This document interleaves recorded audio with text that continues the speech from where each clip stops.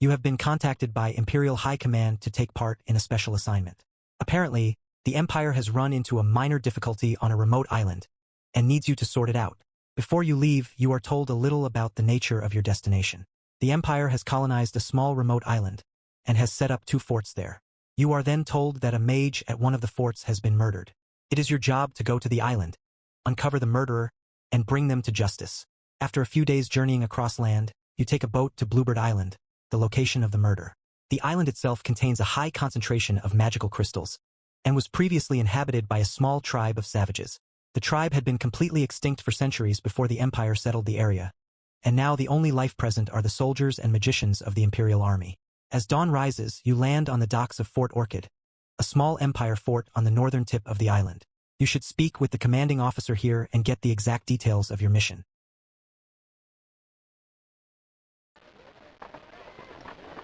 It's a clear and warm morning, despite the air being slightly sticky. You have your first proper look around Fort Orchid. It is a modest place, yet somehow appealing because of that. It feels homey and welcoming, a rare thing for an Empire fort. Looking around, you see that the ground is dotted with various mushrooms and plants. They must flourish in the humid environment. There don't seem to be many people around. Perhaps the fort hasn't yet received its full complement of men yet. You look around for the commander to get your mission. They will probably be in the barracks.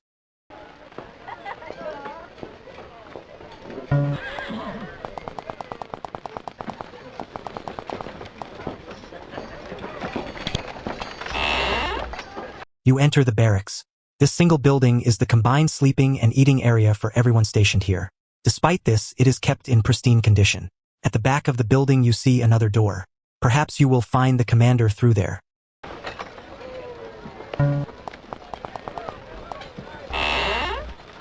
You enter this small office and are greeted by the fort's commanding officer, Commander Holly.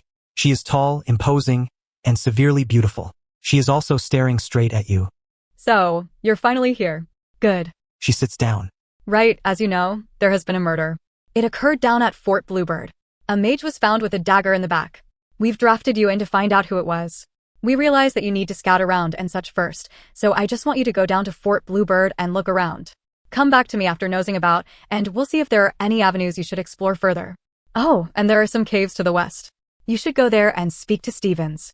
He may have some useful information. So, you are just scouting around at the minute. Be sure to talk to Jessica, the administrator in Fort Bluebird. She smiles slightly, an awkward and forced gesture, you think.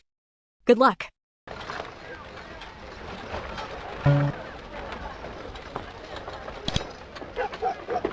Commander Holly is sat behind her desk making different sets of notes on several different pieces of paper. All at once, she looks up at you briefly and then returns to her notes. You have your mission, and I have my job to do. If you need me to repeat anything, please ask me. Otherwise, kindly leave me alone. That's okay. We remember. Holly mutters something and resumes her note-making. You leave her be.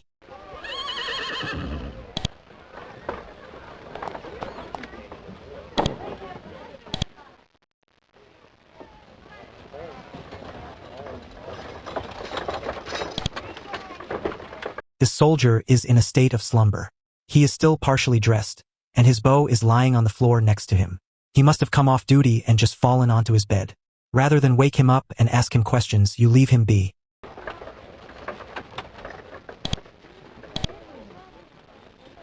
This woman is drinking a bowl of soup when you approach her. Her armor is in pristine condition, and her forehead creased with care. She looks like she has been serving for a long time. As she finishes her meal, she turns to you, salutes, and introduces herself. Her voice is cold and lacks any real emotion. She also talks very quickly. Alexandra Fielding, 3rd Islander Saber Corps, 054. I'm scheduled to return to my watch in a short while, so let's make this fast, shall we? What is your job here?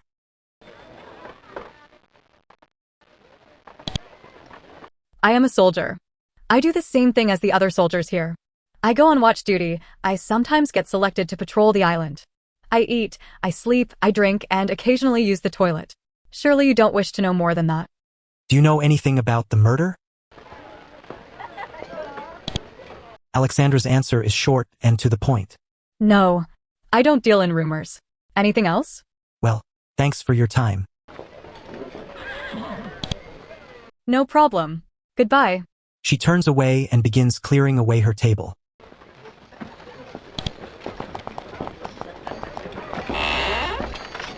As you enter this small, yet well-built temple, a wave of positive energy washes over you, making you instantly feel at ease, and for a few moments at least, you can forget your mission and the murderer on the loose.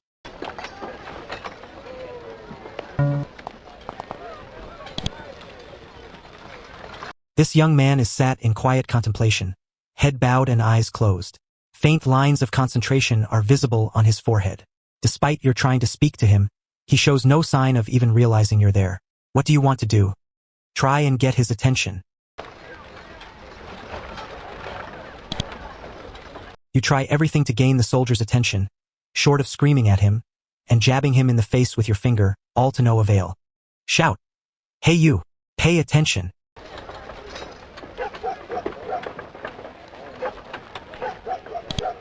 Even after your short outburst, the man doesn't stir. The priest, though, raises his eyebrows at you and lifts his finger to his lips. You realize that this man isn't going to pay you any attention anytime soon. Give up and leave him alone. You decide to back off and leave the man to his meditation, as if you had a choice.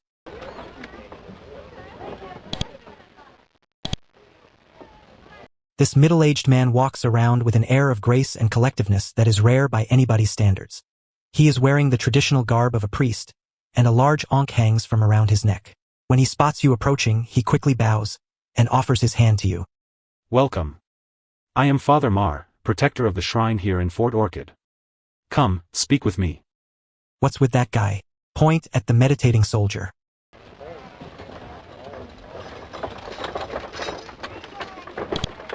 Mar smiles sadly. That is Cole. He lost his family a number of years ago, and joined the army in the hope of finding a place to belong. I have tried to take him under my wing somewhat. Leave him be, please. Do you know anything of the murder at Fort Bluebird?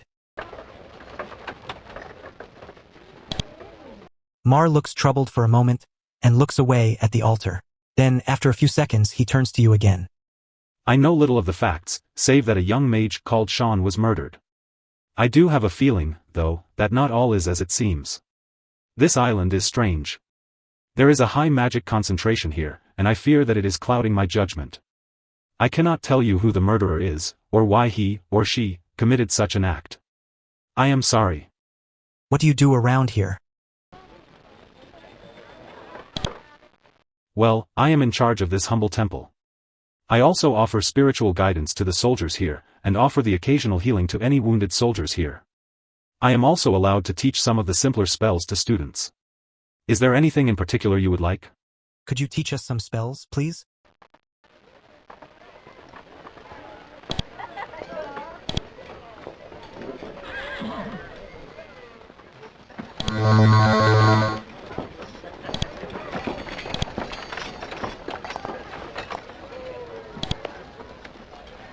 This man is wandering around the fort aimlessly.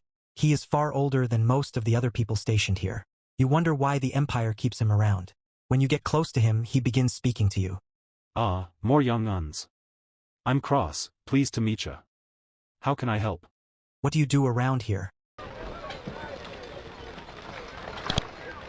Cross looks around before answering. I'm looking for my cat. He chuckles dryly. Actually, I help Holly out from time to time. I used to be a fine tactician, and if this fort is ever going to get bigger, we'll need someone like me to be around. Know anything about the murder? Not my business to know. I know that Holly wants you to go down to Fort Bluebird and look around. If you haven't seen her yet, you should go to the barracks and talk to her.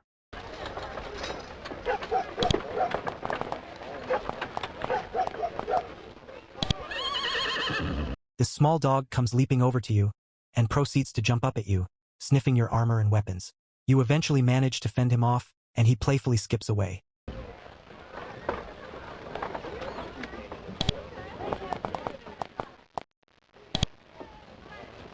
This little cat is bounding around playfully, chasing butterflies and leaping through the grass. You try to engage in a conversation about the weather, about good books you've read, and about the current political climate. However, it is a cat and so can't talk. pays no attention to you, so you leave it to its play.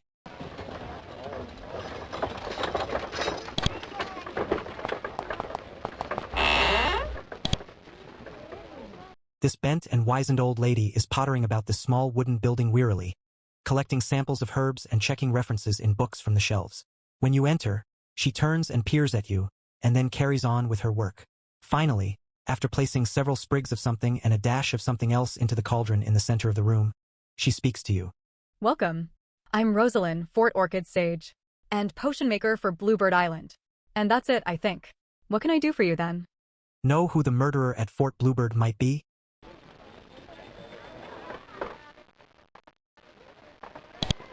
Rosalind shakes her head. I don't know. No, it might be anybody, acting for personal or political reasons. I don't really know. Sorry. So what exactly is it that you do? Well, I know a lot about strange items, more than that dolt Grant next door. I can identify any items you have for 8 gold pieces. I also know a few potion recipes that I can share with you. What would you like? You don't like Grant?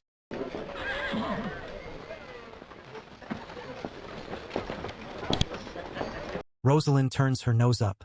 No, he acts all haughty and superior, without any of the skill or experience to back up his claims. I don't like him at all.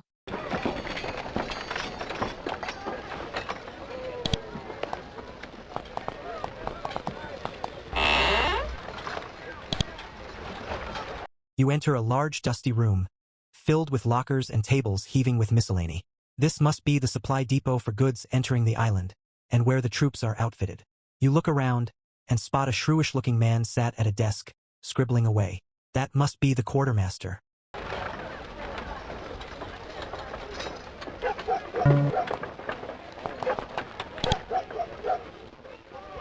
This man is bent over the table, scribbling busily on sheets of parchment. Then, once he finishes, he puts his pen down and with an air of authority, folds his hands neatly, looking you over. Ah. The detectives. He says detectives, as if it were synonymous with pig muck. I'm Grant. I oversee and organize the supplies here at the fort. I'm a busy man, I'm sure you understand, so whatever you want, can we make it quick, please? Do you know anything about the murder at Fort Bluebird? Naturally. I knew Sean moderately well, and even if I hadn't, a murder is big news. I can't say I'm not upset, but, well, one has other things to do than mourn ceaselessly. Now, to business. How do you like your job? Well, it's something I excel at. It's easy, there's no danger of getting hurt, and I get along with most people here. All in all, working on Bluebird Island is a very easy life. Before the murder, of course, but we won't dwell on that. What is it that you do here? Well, Grant begins. I am the quartermaster here at Fort Orchid. I am solely responsible for making sure that the soldiers stationed here are properly equipped for whatever their duties may throw at them. He grins at you smugly. And I do a very good job of it, too.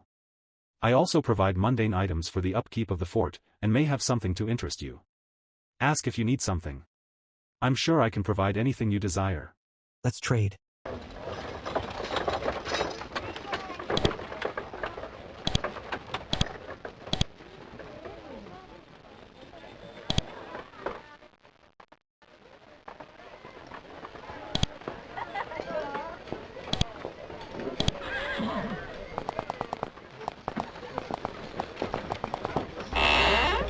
The first thing that hits you about this large wooden building as you enter is the obscene amount of projectiles lying around. This must be Fort Orchid's fletchery. The second thing that strikes you is the amount of wood shavings around the place.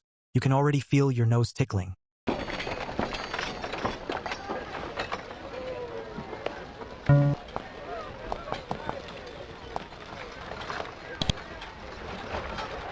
This lean-faced, middle-aged man is hunched over a thin, smooth piece of ash. He's in the process of attaching a bowstring to it. Wood shavings litter the floor around his chair, and are built up like flurries of snow around his feet. As you approach, he lifts his head slightly, and without lifting his gaze from the wood in his hand, says, Greetings. I'm Luke Fletcher. What can I do for you? What's your job?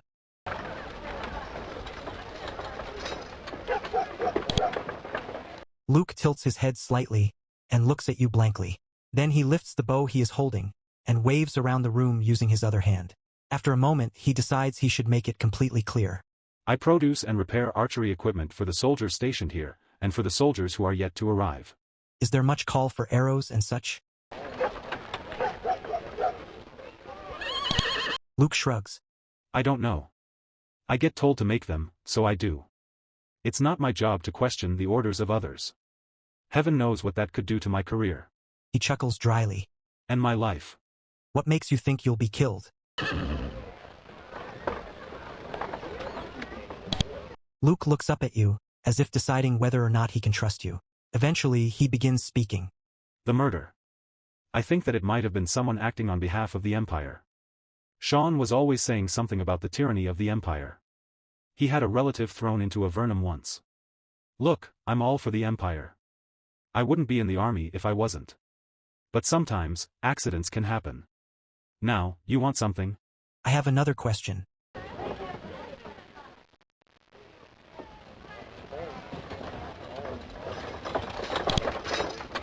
Know anything about the murder in Fort Bluebird? Luke shakes his head. No. I'm always up here. The mages there tend to keep to themselves, and if there's ever a problem we draft in people like you. I feel for the guy's family, of course. It's a bad business. Hope you sort it out. Don't talk much, do you? He looks at you squarely. No. Absolutely no point in letting the mouth babble on and risk it outrunning the mind. Might say something I could be hanged for. Or end up lying in a pool of my own blood after meeting the murderer. Now, you want something?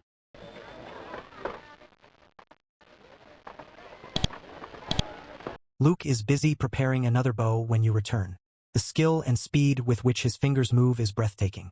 Without looking up, he acknowledges your return. Hello. Need more arrows? We'd like to trade, please.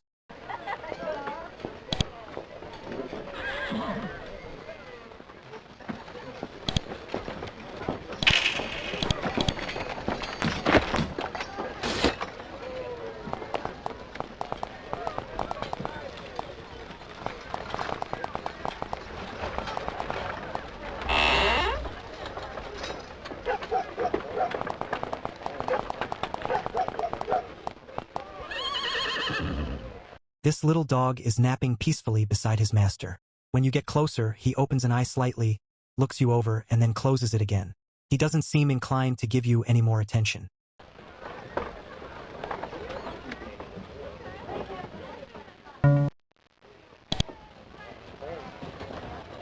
This young lady is sat reading beneath a towering birch.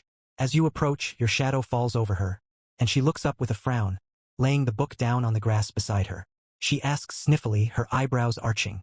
Yes? Can I help you? So, what's your name?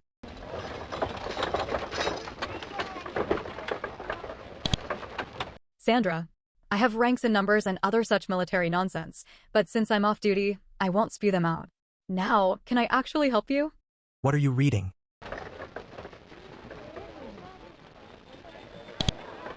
You mean what am I trying to read, but keep getting interrupted and disturbed and bothered by idiots ruining my precious few hours off?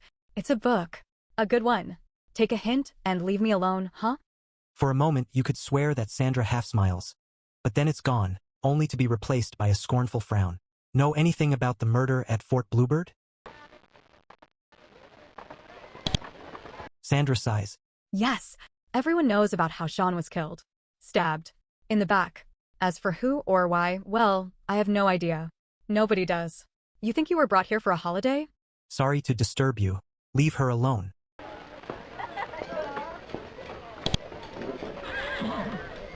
Sandra perks up a little. Thank the gods. Now I can get back to my book. And don't bother me again. I don't know anything, all right?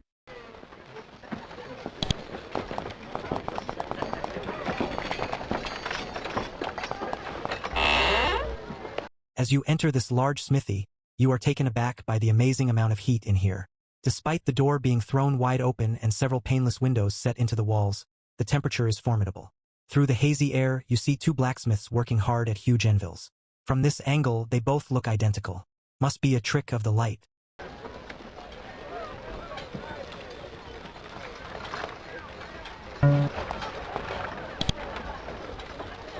The heat and noise in this forge are almost unbearable. You think that you are actually boiling inside your armor. Your head spins with the heat. This person, though, seems to be having an easy time of it in these awful conditions. He or she is also so covered in soot that you can't make out what species he or she is. You approach and introduce yourself. Slowly, it turns around and speaks to you. Hey there. What can I do for you? I'm Bill, by the way. How can you survive in here?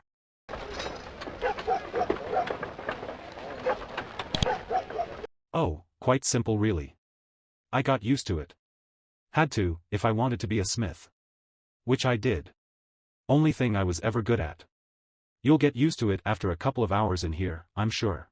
As much as more time in this sweltering heat appeals to you, you think you'd prefer to muck out a dragon, or have dinner with a gremlin. Bill chuckles when you tell him as much. It is quite a place you have here. He grins, looks around with pride, and then ruins the moment by wiping his forehead with a huge arm. Sure is. Me and Bill there do a bang-up job running the forge. Only place on Bluebird Isle to get metal works. Bill? Aren't you called Bill? He chuckles slightly. We're both named Bill. I'm Bill, and he is Bill as well. Gets damn confusing sometimes. I have another question. Bill is still completely at ease in this furnace, and he is still completely filthy. You wonder if he's married or not. Welcome back. Need more finely crafted pieces of high-quality forged iron? Know anything about the murder? Bill shakes his head and shrugs his shoulders. No. Well, yes. I know I didn't do it. He guffaws. Sorry. I don't leave this forge for anything other than sleeping and eating. I have no idea who it might be. So what do you do here? Well, I make weapons, mostly, for the troops here. Do other things, too. Repairs, that kind of thing. You can buy some if you like. Weapons, I mean. Oh, and Bill over there sells armor, if you need some of that. We got all your needs covered. Let's trade.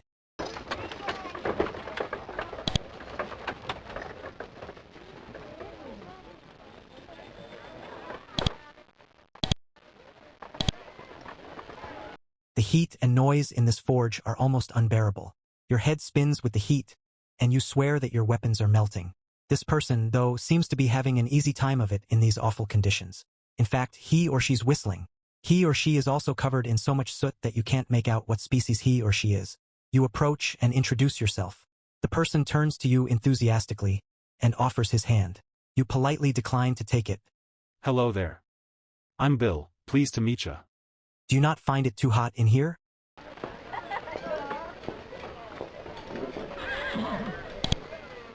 Oh no. It's perfect.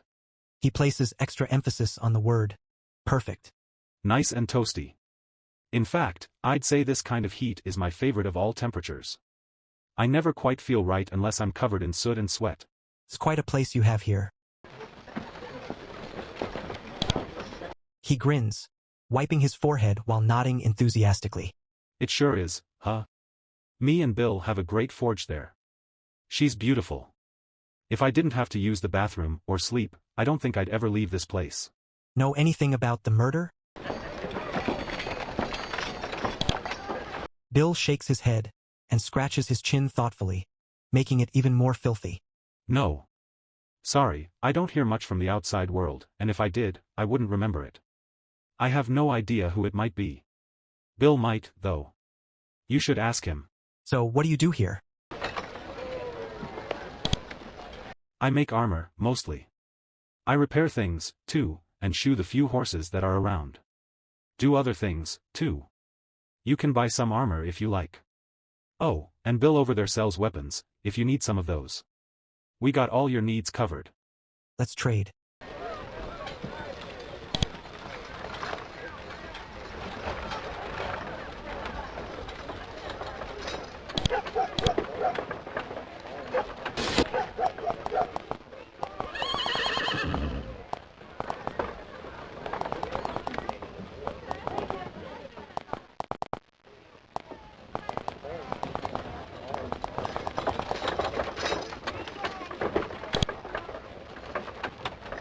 The soldier salutes sharply at you as you pass.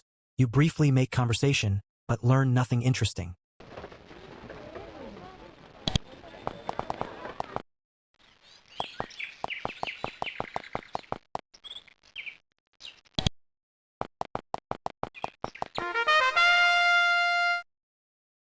You enter Fort Bluebird, the tower that houses the large experimental transdimensional portal. Even from the entrance you can feel magic heavy in the air. There is also something else, though, like a low hum, that is constantly distracting you. Must be a side effect of the portal.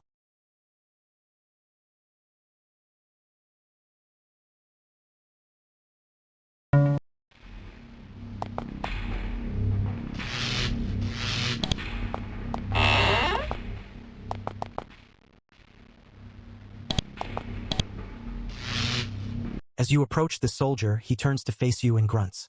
No entry to non-magi. Now beat it before I get to unsheath Vlad here.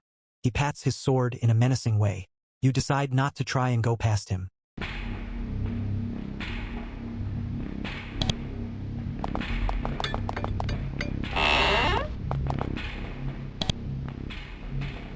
This youngish woman is sitting at her desk, her head in her hands, staring blankly at the piece of paper in front of her.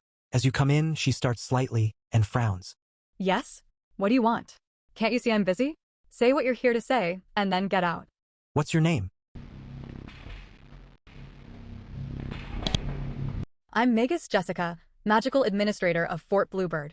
And I am trying to work. She sighs. It's been hectic here. And people like you traipsing around doesn't help in the slightest. Now, what did you want? Are you all right?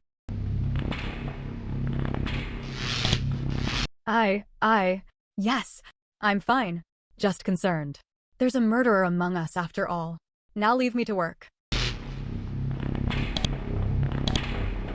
Jessica is sitting at her desk again, staring straight ahead. She's either deeply in thought or else not quite there in the sanity department. You clear your throat a little and she starts. What now? I'm busy thinking. Can't you see that? What exactly is it that you do? Jessica frowns for a minute, shaking her head before she begins again. Her voice is clearer now, and more focused. I oversee all experiments here, whether they are portal-related or not. I report back to the Empire with our findings. And occasionally I have to report an accident or a work-related death. So what is that you use the portal for exactly? She lowers her gaze slightly, resting her eyes on your belts. I'm afraid that's strictly need to know. And you don't need to know it. It's all Empire-authorized experimentation. She looks back up. I have another question. We're here about the murder. I thought as much. Why else would you be here? Not to check up on us. No, we're doing nothing wrong. She stops. Yes. One of our magi was killed. Stabbed in the back. His body is still where we found it. You can go and have a look if you like. It's in one of the northern storerooms. I've questioned everyone and nobody seems to have done it. Go and look. See if you can work anything out from the body. What did the victim do? What was his job? Jessica grabs a sheet of parchment and reads off it. He was involved with the portal calibration. Spent a lot of time near the portal. She pauses again. Probably someone got jealous and killed him for his position. She scratches her head. Then suddenly, she remembers something. The day before he was killed, he came to me saying he'd heard voices in his head when he was working in the portal chamber. We thought someone must have hidden up there and done it to unnerve him. Another pause. Then, well, when they saw it wasn't going to get him to leave, they killed him. At least, that's my guess. She shrugs. I have another question. Can we see the portal, please? Jessica takes a hostile pose. No, definitely not. The area is extremely dangerous to anyone not trained to know how to deal with it. And knowing how is classified information. There is no way you're going up there whilst I'm alive. Got it? Why do so many people here forget things? Jessica looks a little worried, although the expression is fleeting. Then, she turns to you in her usual ruthless manner. It's our proximity to the highly concentrated magical energy we use to power the portal. It makes us. She pauses and you offer the word. Forgetful. She looks at you angrily and begins to say something, but stops almost immediately. Instead, she says, Yes, thank you. Now, do you want anything else?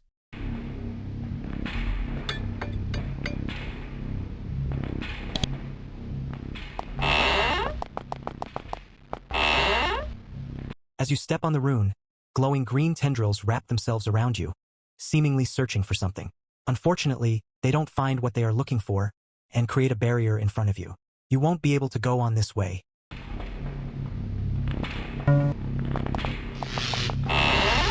You enter Fort Bluebird's northern library. The smell of aging books and paper is heavy on the air.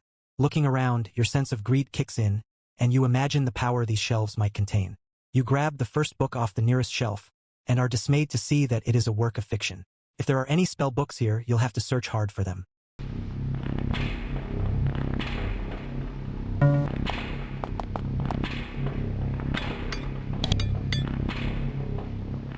This middle-aged woman is leaning against the wall, eyes closed. She is gently swaying from side to side. When you approach, she doesn't move an inch, and it takes several attempts to gain her attention through talking. Finally, she opens her eyes, and immediately upon seeing you, flinches away. Hi, I'm Michelle. Shay. And I can't speak to you. Go away. Please. What's the matter? The matter. There's a murderer on the loose, and Sean is dead, and people are scared, and losing their minds, and Jessica can't do a thing, won't do a thing. Just leave me? Please?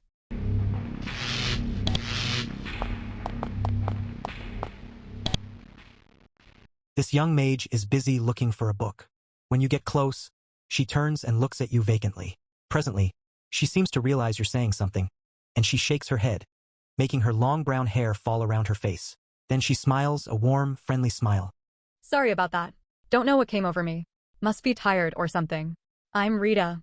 Is there anything I can do for you? Are you not worried about the murderer?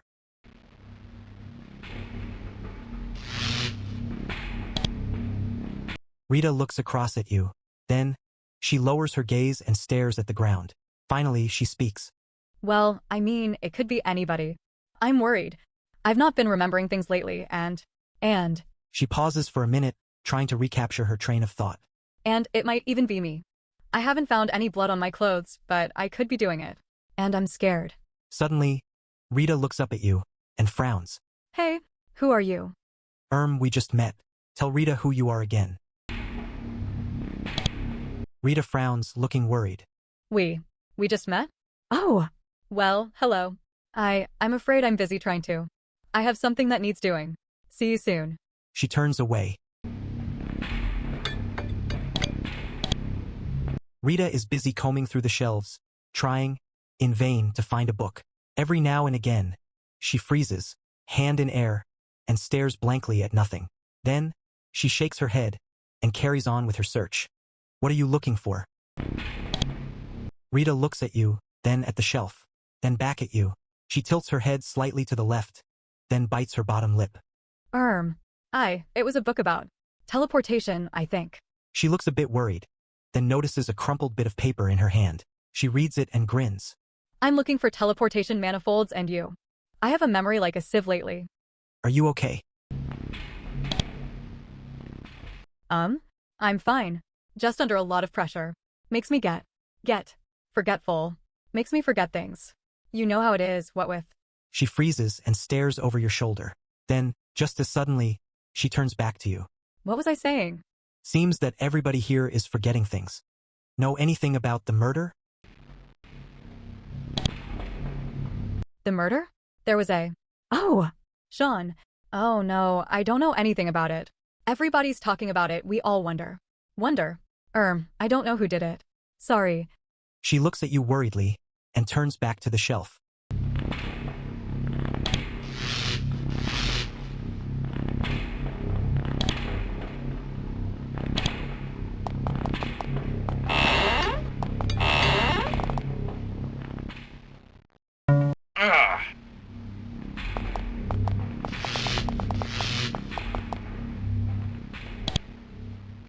This apprentice is standing guard at the door to this room. As you approach, he nods at you but doesn't say anything. All your questions are greeted by silence or one-syllable answers. He clearly doesn't want to discuss anything with you.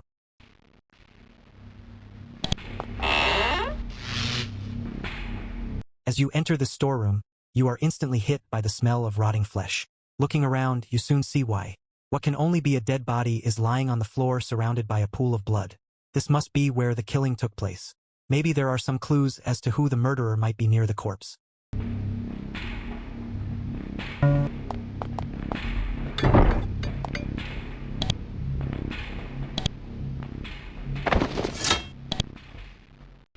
This poor soul was stabbed several times in the back.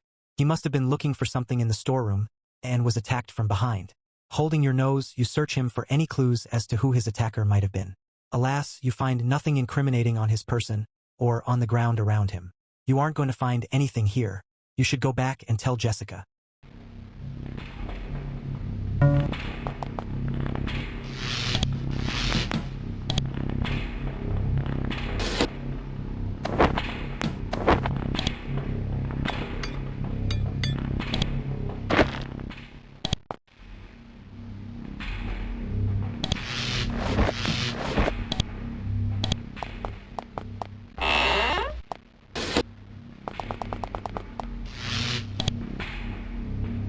This man is pacing around in the corridor outside of the toilets here.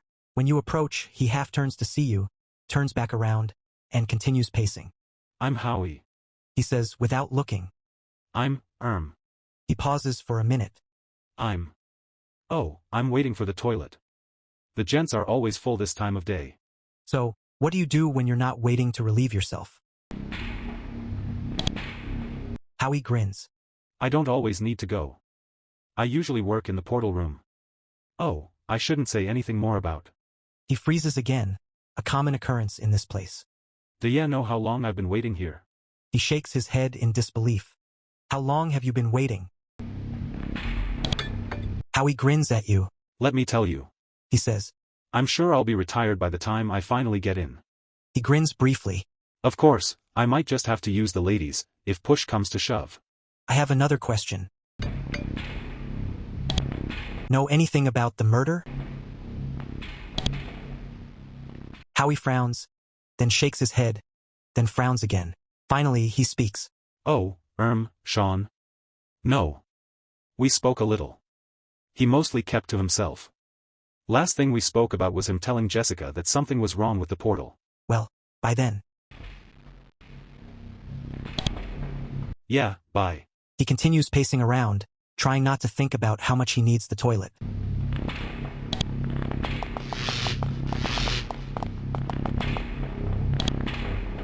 When you get close to this cat, he arches his back and hisses at you.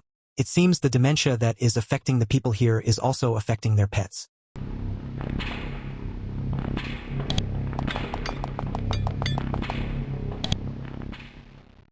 This thin, handsome-looking soldier is walking around near the contemplation rooms, seemingly searching for something.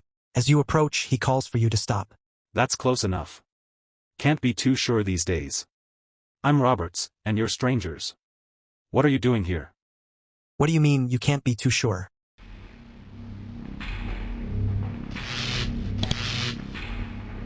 Roberts looks uneasy. Well, I don't know if you know, but people around here are a bit strange, you know? And to top it all, they're He shakes his head. forgetful. Yeah, and the murderer is around, too. Which is bad. What are you looking for? Roberts blinks blankly a few times. Then he frowns and chews his lip a little. Finally, he shrugs his shoulders resignedly. I can't remember. There was something I was. Do you forget a lot? He nods. Yes, it's a constant problem. It's a side effect of the portal, which is fair enough. I mean, all magical experiments have. What were we talking about? That's all for now. Thanks.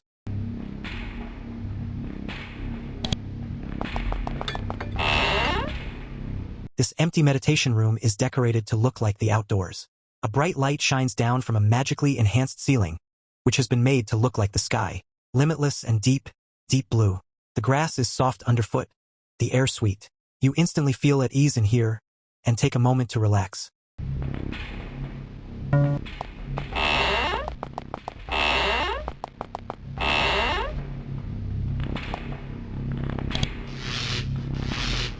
This tallish, handsome-looking man is rubbing his temples when you approach him.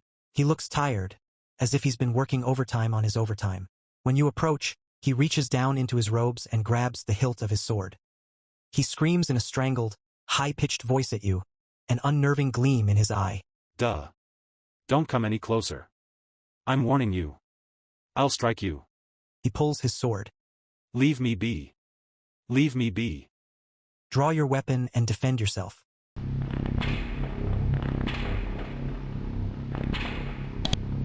With a terrified howl, Chris lunges at you. You prepare to defend yourself.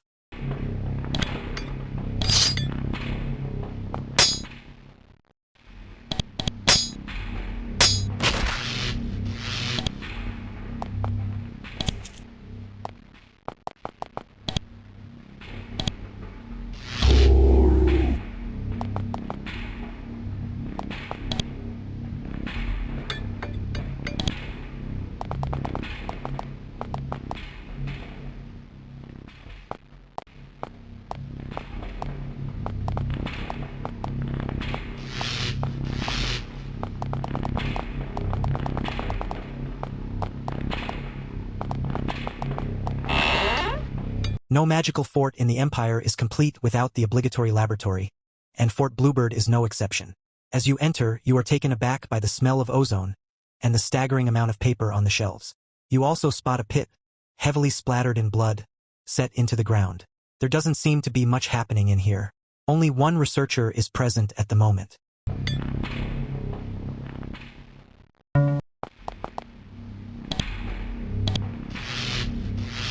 This tall, imposing man is writing on a piece of parchment when you enter. When he spots you approaching, he puts his pen down and pulls off the thick gauntlets he is wearing, staring at you stonily. I am. Oh, my name is Blake. I am the head researcher at Fort Bluebird. My time is valuable, so say what you need to, and please leave. What is your job here? Blake frowns at you. I am the head researcher here at Fort Bluebird, as I already told you. I also told you that my time is valuable, too valuable to be talking to you. Now, do you have a reason to be wasting my time? If so, make it quick. I actually have work to do. What kinds of things do you study here? Various things. Portal-related. Nothing that you could comprehend, so don't bother asking again. Do you know who the murderer is? Blake looks incredulous. You came here, wasting my time, to ask me to do your job for you. No, I don't know who the murderer is, but I hope you get the little bastard. Sean was a good friend of mine. Now. Just go.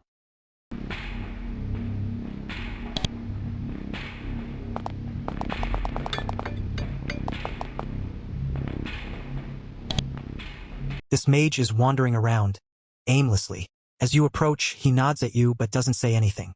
All your questions are greeted by silence or one-syllable answers. He clearly doesn't want to discuss anything with you.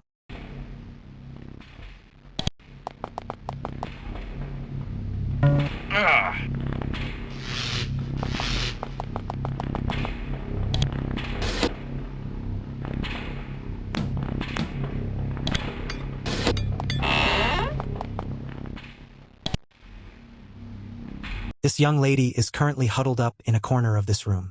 She is wearing the robes of a mage, but she has taken a blanket from one of the beds and thrown it around her to make a shawl. When you approach, she flinches slightly and looks puzzled. Then she relaxes a little and graces you with a radiant smile. She tugs the shawl tighter around her and speaks to you. I'm Annie. I'm a mage here. What? Why are you here? Why are you hiding here? Annie looks up at you puzzlingly. Then she blinks and realizes what you mean. Well, there's a murder around, and people have been acting. She pauses and then continues. I can't trust people around here not to stab me, and Jessica won't let me leave, so I hide. Do you know who the murderer is? The mage looks terrified. No, I don't know, and they might come and get me. I did Sean's job before he did, and... She bites her lip a little. I can't remember what we were talking about. Sorry. Do you know why so many people are forgetting things? Annie shakes her head. No. Jessica says it's to do with It's something about how close we are to something. Whatever happens here makes us go. She looks like she is about to cry. It must be distressing for the people here. That's all for now. Thanks.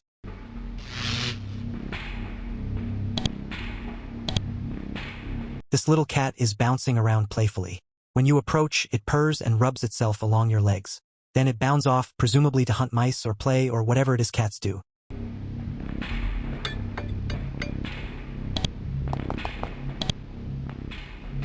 This soldier is lying asleep on his bed.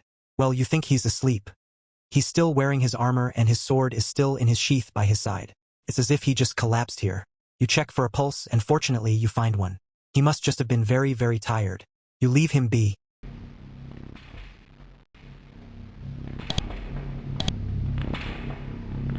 This young man is walking around as though drunk.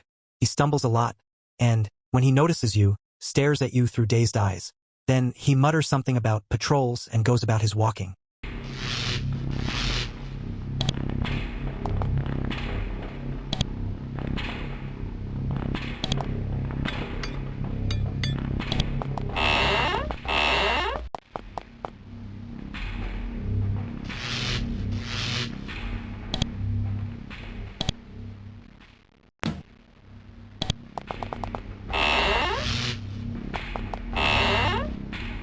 You enter Fort Bluebird's southern library, the smaller of the two libraries in the fort, and thus the island. The air in here is stuffy. The fort could really use a window or two. You look around, and notice that the books on the shelves are all articles on the art of teleportation. There's probably little here you can use.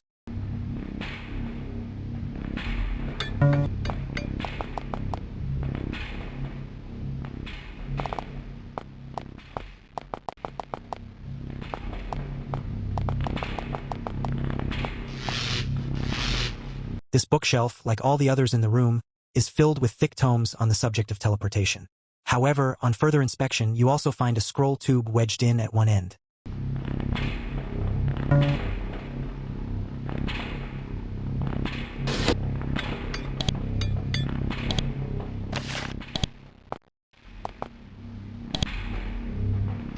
This soldier is wandering around the library aimlessly.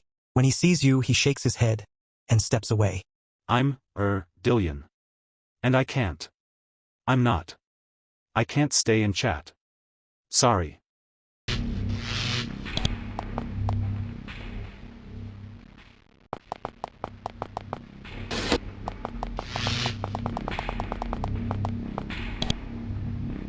We looked at the corpse. You tell Jessica how you found no clues as to the identity of the murderer. She looks at you, bemused. Of course there isn't, or we'd have figured it out. You can ask around, I guess, and see if anybody knows anything. And you should go tell Commander Holly that you can't found anything either. She might have more missions for you. And I should get on. Is that all?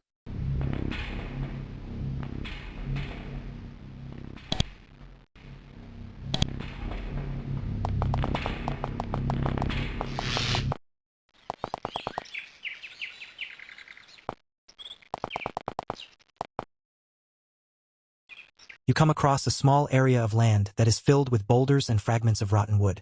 From the size and shape of the rubble, it would appear that this was once a settlement of some sort. This must have been one of the places where the natives of the island lived before they were wiped out. You have a quick look around for anything that might seem useful, but your search yields no results. Everything is either ancient or has been taken by the Empire forces here.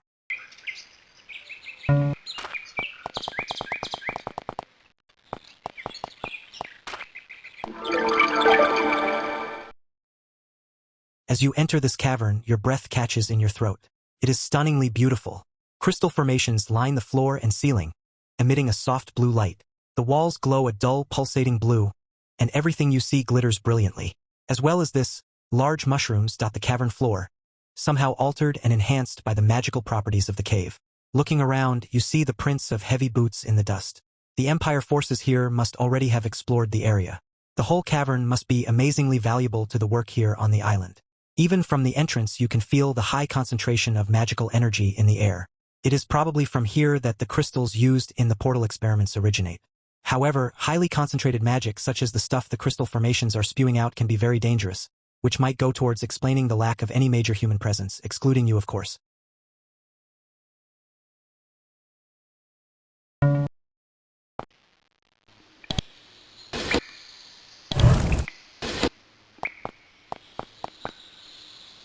You ease yourself slowly onto this worn stone bridge. It is a miracle that it is still standing. It must be centuries old. That must mean it was created by the natives of the island. A surprising discovery considering they were supposed to be savages. It is clear that there was far more to those people that you first thought. Maybe you can learn more about them further inside.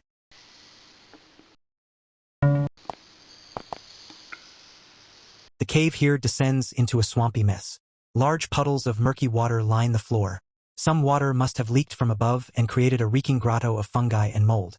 As if that wasn't enough, several snakes have adopted the area as their home.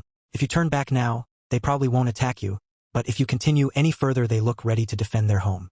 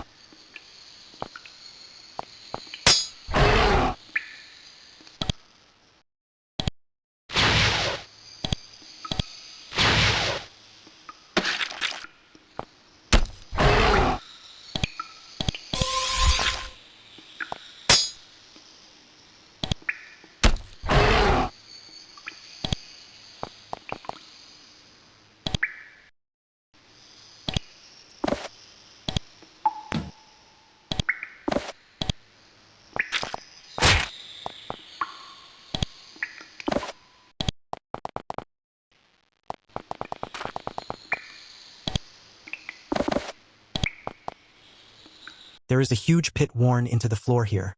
Peering over the side gives you no indication to the depth of it, and shining your light over it doesn't help either, so you find a small rock and throw it down. You wait and wait and wait and wait. Eventually, after a few more moments without hearing anything, you creep away slowly from the edge.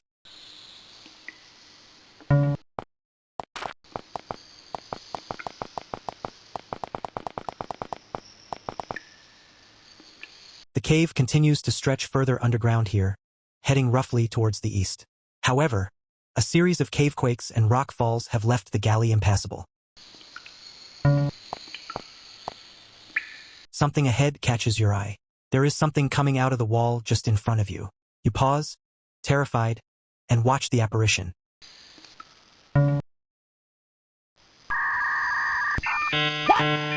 The shade passes through the wall opposite to where it emerged. The wailing voice that cried when you saw it has gone. You wonder what it was.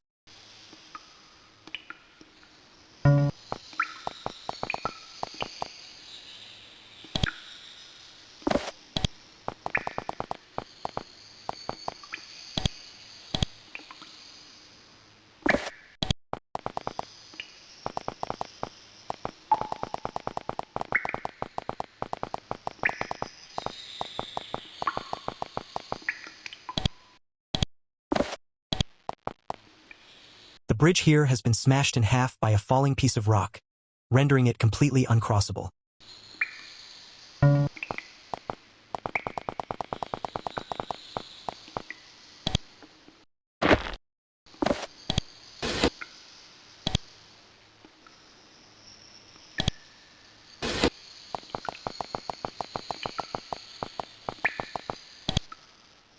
This youngish-looking man is staring intently into the fire when you approach him. He seems to be muttering something under his breath, possibly a mantra of some kind. However, as you draw nearer, he looks up at you and smiles. Greetings. It isn't often I get any visitors down here. And especially non-soldiers such as yourselves. I'm Stevens, by the way. 3rd Islander Pyro Corps, 788. How can I help you? What are you doing here? Stevens smiles. I sit out in this cave and try to work out how to open that blasted door to the north. I've been here for about a fortnight now, and still have no idea about it. Still, it beats working down at Fort Bluebird. I hear the Magi there have been going a little neurotic, because of all the pressure they're under. Poor buggers. Yes. But just that one happened. No more. I've been stuck here in this damp cave for weeks. Awful, isn't it? The murder, too. He chuckles a little. Seriously, whoever committed the foul act needs putting to the sword, and soon. So, do you know much about the caves here? Stevens looks at the door thoughtfully before speaking to you. What do you mean? The caves here are rich in highly charged magical crystals, a valuable resource which we've plundered well. And what about the door up there? Stevens pauses and looks at the door again. We have no idea. I mean, we know that the island was inhabited. When these caves were discovered we uncovered some artifacts. Minor things. Plates, scrolls, that sort of thing. However, it appears that the people here either died out, or moved on. The strange thing is, there's no sign of any docks, meaning they didn't leave. And there aren't any remains, that we've found, anyway. No, it's a mystery all right. And one I'm determined to solve. This might sound silly. Stevens looks at you seriously for a moment. Yes, go on. We saw a ghost down one of the side tunnels. Stevens nods his head. I know. I often see him. And he always cries the same thing. Help me. I figured it must be something to do with the crystals here. Perhaps they are preventing it from leaving? Either way, I don't think it's important for your mission. That's all for now. Thanks.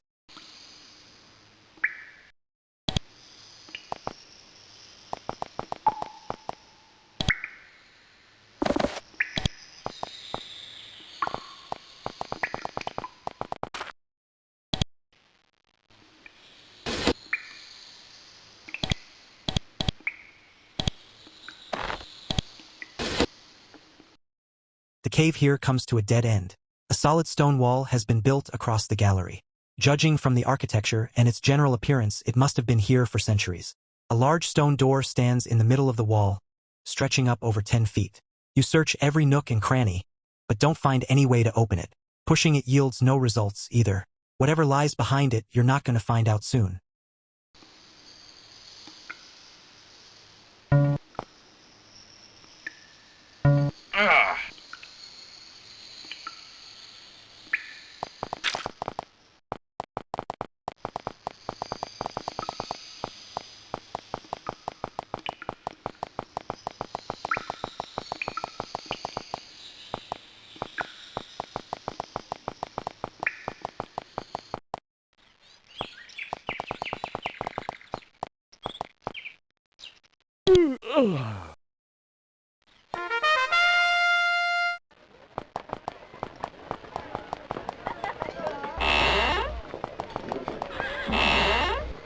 You re-enter Commander Holly's office. She is sitting at her desk busily making notes. You clear your throat to get her attention, and she immediately looks up at you. Ah, good. You've returned. Right. Tell me what you've learned. You begin to tell her how you spoke to Jessica, and discovered that all the mages are behaving oddly. As you continue, a soldier suddenly enters through the door. Commander. He calls. I just got a message from Magus Jessica at Fort Bluebird. She says that she has a new lead on the murder, and needs you to send the detectives, immediately. Quickly. His message delivered, he falls back against the wall. Holly speaks up. Thanks, Morley. Can you go to Fort Bluebird and wait for these men? He nods and goes. Then Holly says. Right. Jessica has a lead, and it's your job to follow it. Go to Fort Bluebird and find out what you can. Now, go. I've sent down Captain Morley to help you. And good luck.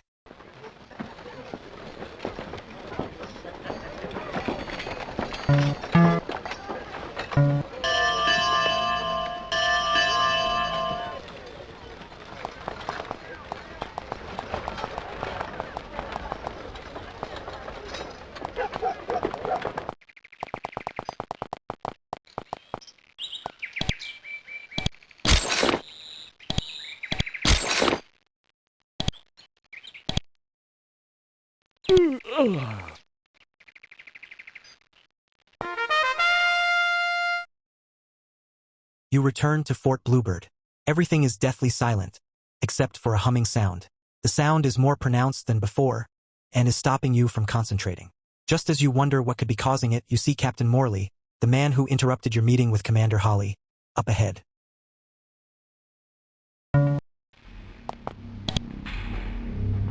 Before you can say anything, even a hello, Morley cuts in. Good. You're here. I'm going to go and have a look around. You go and talk to Administrator Jessica. Once you've talked to her, come and meet me in the portal room. And with that, he runs off.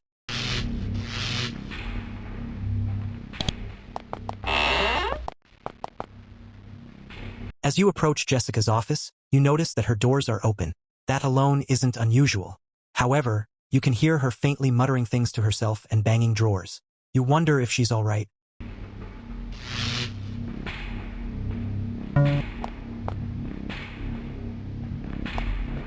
You see Jessica again.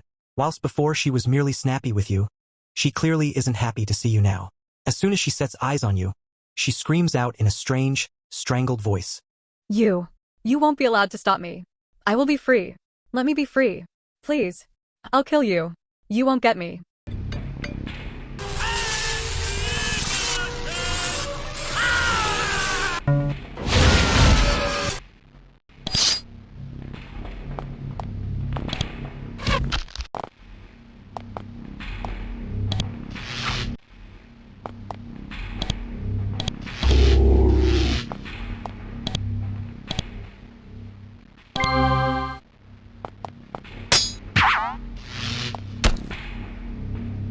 Jessica falls down dead.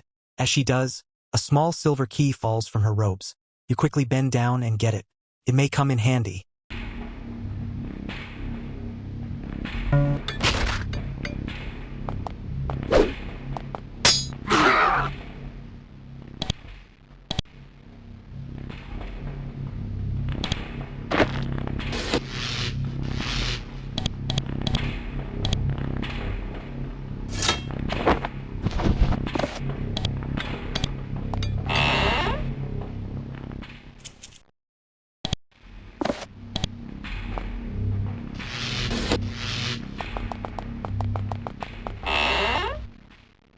As you step on the rune, glowing green tendrils wrap themselves around you, seemingly searching for something. They dig into pockets and through your packs. Then they wrap around the key you got from Jessica, and then fade away. You should be able to pass these runes now.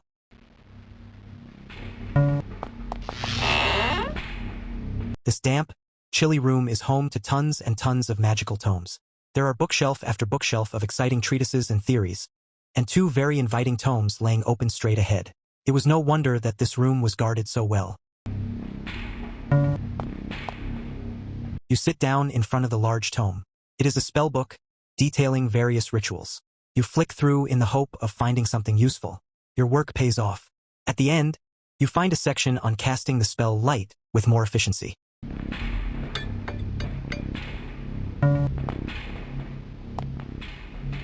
You sit down in front of the large tome.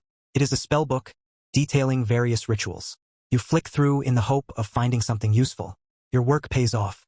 At the end, you find a section on casting the spell Bolt of Fire with more efficiency. Don't!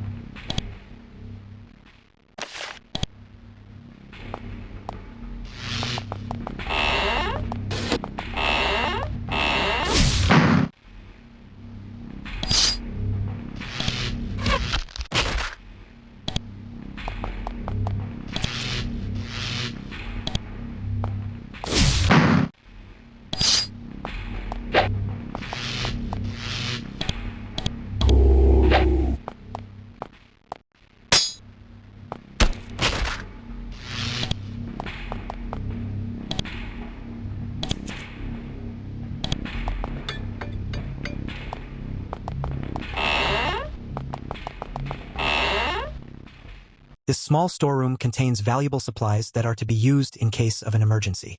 There are potions and a wickedly sharp dagger. You guessed that nobody would mind you taking them.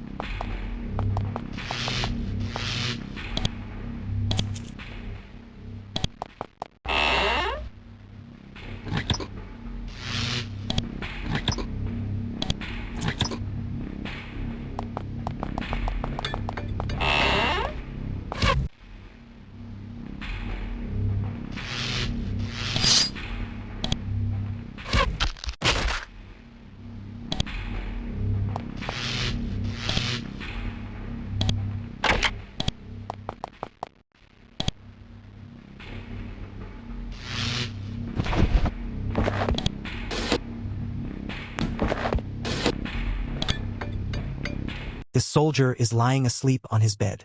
Well, you think he's asleep. He's still wearing his armor and his sword is still in his sheath by his side. It's as if he just collapsed here. You check for a pulse but don't find one. You pull your fingers away to discover they are covered in blood. Someone slit this man's throat. You leave him be. There's nothing you can do for him.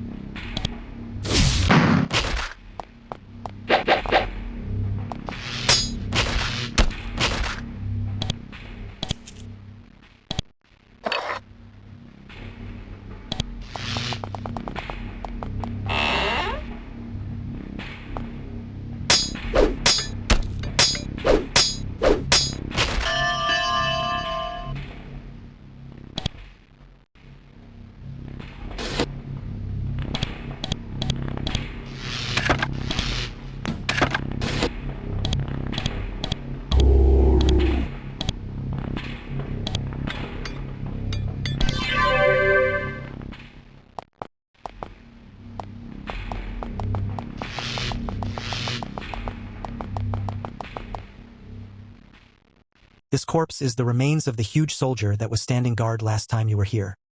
He now lies with his throat slit and several long gashes down his face. You should have no problem getting past him now.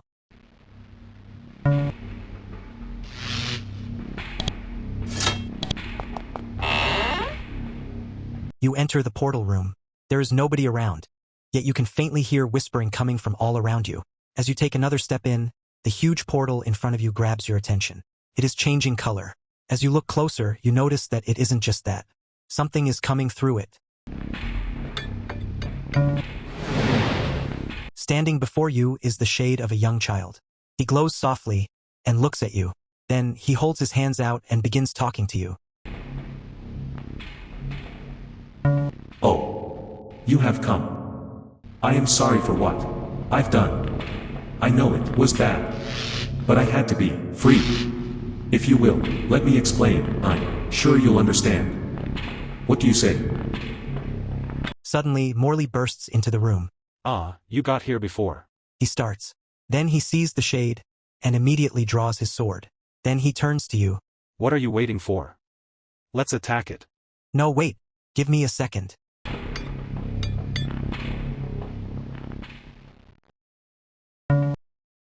Morley looks at you for a minute, but holds his hand. Okay. I'll give you a chance. I hope you know what you're doing, though. I found out that this monster is the murderer. You turn back to the shade. He begins speaking again. Thank you. Let me tell you who I am and why this happened. You think you see him smile. My name is Bert. I used to live on this island long ago with my friends and family. Then something bad happened. Mummy didn't tell me what. And then everything went funny. Everyone started to move into the caves near here and did something to the crystals. Then they all went to sleep and I couldn't wake them up. Then, one day, I was really hungry and so tired and I went to sleep too. Then, I woke up. Everyone was still around me. I could even see myself. I was scared and alone. I was the only kid on the island, there weren't many of us. I wanted Mummy, but I couldn't leave the caves to find her. So I waited a long, long time. And then new people came here. They started taking the crystals. And made this big door. He waves at the portal. Does this make sense? When I saw that the big door might let me leave, I started to make the people here do things for me. He lowers his head. I had to kill a man called Sean. I think. He was going to close the door forever, he said. I'm sorry. But I am free now, and I can leave. Can't I? Yes, go on. You were only trying to break free. The shade lowers his head. Thank you. Let me give you a present before I leave. He looks up at you and mutters something. As he does, you feel wiser, more alert. Morley looks furious. You're just letting it go. Not on my watch. He lunges forward with his sword, but too late. Bert has already vanished. Morley is furious. I'm off to Fort Orchid. I suggest you come too. And he leaves. Now that you have let Bert free, you should go and tell Commander Holly.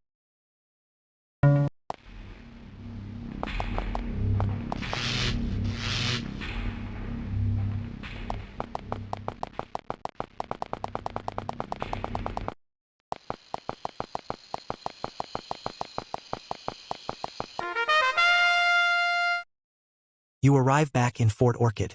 Up ahead you can see Captain Morley. He must have got back before you. When you return to Fort Orchid, Morley is stood waiting for you. He salutes sharply and begins speaking. Good. You're back. Commander Holly wishes to see you. I explained what had happened, and she wishes to hear your story.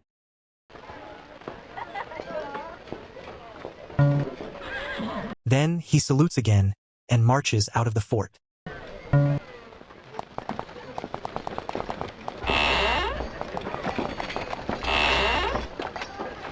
You return to Commander Holly's office, heads held high. She looks up as you enter and grins.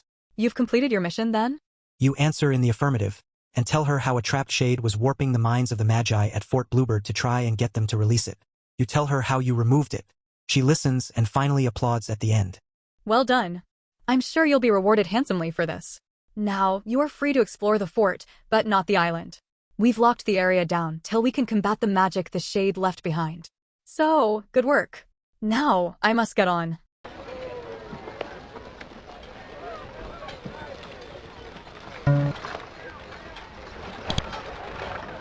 How can we leave the island? Go to the docks where you arrived. The easternmost one usually has a boat there, in case of emergencies. I will allow you to use that to leave.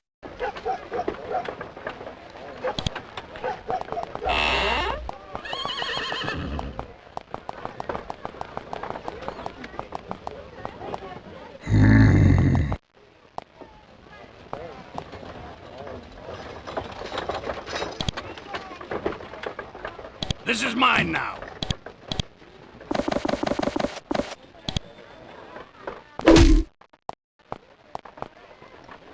You return to the docks at Fort Orchid. There is a small boat here, ready to take you back to the mainland, if that is what you desire. You have completed your mission and uncovered who the murderer was, and you made sure that this can never happen again here. All in all, you did a very good job. Now it's time to go home and get paid. Do you want to leave the island and the scenario? Yes, I want out. You board the boat and give Fort Orchid one final glance. You manage to put right a terrible accident and prevent anything like this happening again. Finally, after a short wait, the boat sets off. When you get back to the mainland, you tell the entire story to the Empire liaison who gave you the job. He gets you to repeat the story to him, and as you tell him you freed the shade, against your orders, he frowns. I'm sure you were put under a lot of pressure to help the, poor creature, but you disobeyed in order to do so. Still, you did well. It's a shame that your reward will have to be altered according to your conduct. He goes into a chest at his side and pulls out a pouch of coins, which he gives to you. Here, these are a token of the Empire's gratitude. Now, I'm a busy man. I must get on. Good luck in your future travels. You leave the office with heads held high. Not only did you help a poor child finally find peace, you're also 350 gold pieces richer. All in a day's work.